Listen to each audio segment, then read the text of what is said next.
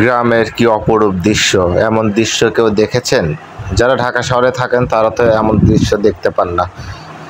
আগে আমরা দেখতাম রাখাল গরু চড়াইতো, গোয়াল ঘরে গরু থাকতো, গোলা ভরা ধান থাকতো।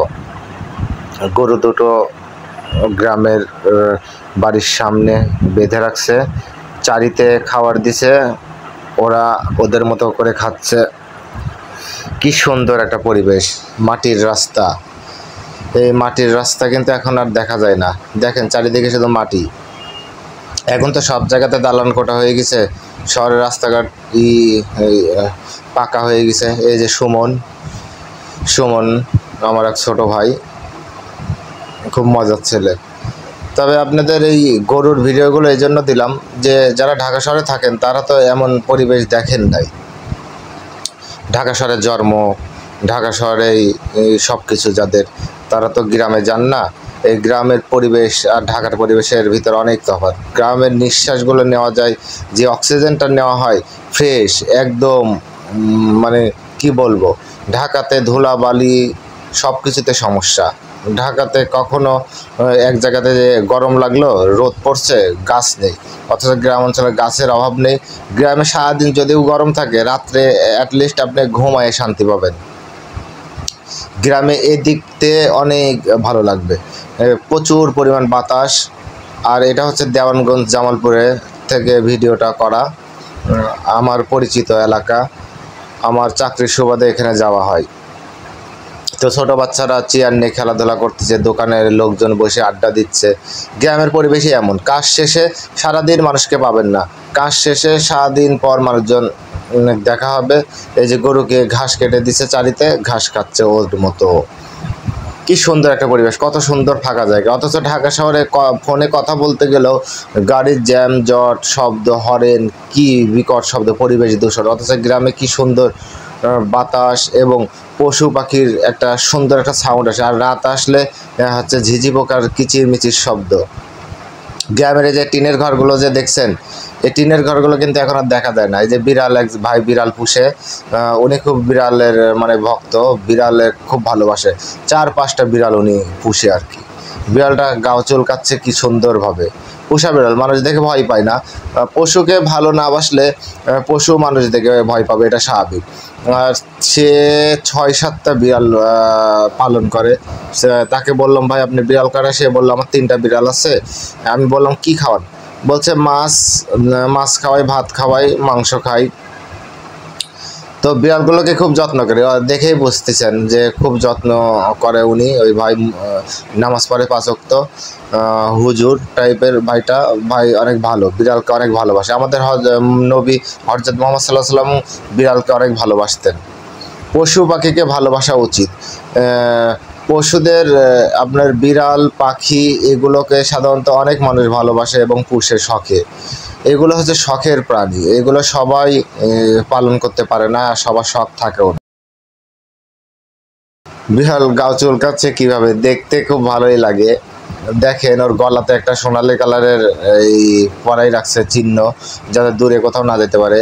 এই কালো বিড়ালটা যে দেখছেন, এই কালো বিড়ালটাও উনার, ওই ভাইয়ের। কালো বিড়ালটা দেখতে একটু ভয় লাগে, রাত্রে যে কেউ দেখলে অবশ্য ভয় পাবে বিড়ালটা, কারণ কালো জিনিসটা রাত্রে দেখলে একটু আনকমন লাগে, আর গা হাত পাও কেমন যেন ভারী হয়ে যায়, মনে হয় ভূত বা কিছু। আর রাত্রে যখন বিড়ালের চোখে লাইট মারবেন তখন ওর চোখ জ্বলে। রাত্রে বিড়ালের চোখ প্রচুর পরিমাণ জ্বলে আর দেখতে প্রচুর পরিমাণ ভয় লাগে।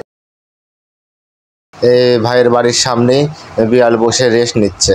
যে বিড়ালটা দেখছেন গাও চুলকাচ্ছে, ওই বিড়াল আর এটা পাশাপাশি, ও এক সাইডে আর কি। তবে কুত্তা দেখে বিড়াল প্রচুর পরিমাণ ভয় পায়, কুত্তা দেখলেই কেমন জ্বর করে। এই যে বিড়ালটা এখন কিন্তু কুত্তা দেখে এমন করতেছে, কুত্তা দেখলে ওর মাথা নষ্ট হয়ে যায়। কুত্তার সাথে বিড়ালের কি সম্পর্ক এটা বলতে পারি না। ওই যে ওই ভাইয়ের বাসার মধ্যে ঢুকে গেল। বিড়াল আসলে শখের প্রাণী, তো বিড়াল সবাই পুষতে পারে না। আর বিড়ালের একটু সমস্যা বলতে, বিড়ালের বাথরুম টাথরুম করলে সমস্যা হয়। তবে পাখি পালা যায়, পাখি পালন করা সহজ, তবে বিড়াল পালন করা অনেক কঠিন। আর বিড়ালকে যত্ন নিতে হয়, প্রচুর পরিমাণ যত্ন না নিলে বিড়ালের শরীর থেকে গন্ধ বের হলে সমস্যা। গন্ধ বের হলে আপনার ঘর বাড়ি সব নষ্ট হয়ে যাবে। কি সুন্দরভাবে গাও চুলকাচ্ছে। বিড়াল দেখতে খুব ভালো লাগে, বিড়ালকে আমারও বিড়াল ভালো লাগে। তবে বিড়ালকে কেউ কখনো মারবেন না। বিড়াল আপনি আর আমার মধ্যেই বসবাস করার প্রাণী। এরা হচ্ছে মানুষের মধ্যে বসবাস করতে ভালোবাসে। আমরা অনেক কিছু মানুষ আছে বিড়ালকে মেরে ফেলি, এগুলো ঠিক না। একটা জীবনকে আপনারা কিভাবে মারেন? কিছু আমরা মানুষরূপী মানে খারাপ মানুষ আছি যারা বিড়ালকে খারাপভাবে মেরে ফেলে, পাখিকে খারাপভাবে মেরে ফেলে। এইভাবে পশু পাখিকে কখনো মারবেন না, কারণ এগুলো আল্লাহর সৃষ্টি, এগুলো পরিবেশের বান্ধব, পরিবেশে ভালো রাখে। এই যে বিড়াল যেখানে থাকবে সেখানে ইঁদুর থাকবে না। আর এই মাঠটা দেখছেন, এটা হচ্ছে দেওয়ানগঞ্জ সুগার মিল, যেখানে হচ্ছে চিনি তৈরি হয়। এই সুগার মিল মাঠে হচ্ছে আপনার গরু চড়াচ্ছে, ছাগল চড়াচ্ছে মানুষজন। প্রচুর পরিমাণ গরম থাকলেও ঢাকাতে, তবে আপনার গ্রামে কিন্তু ভাই অনেক ঠান্ডা। গ্রামে প্রচুর পরিমাণ ঠান্ডা, আর গ্রামের পরিবেশটা অনেক ভালো লাগে। গাছের নিচে যখন বসবেন বাতাসে আপনার মনে হয় ঘুম চলে আসবে।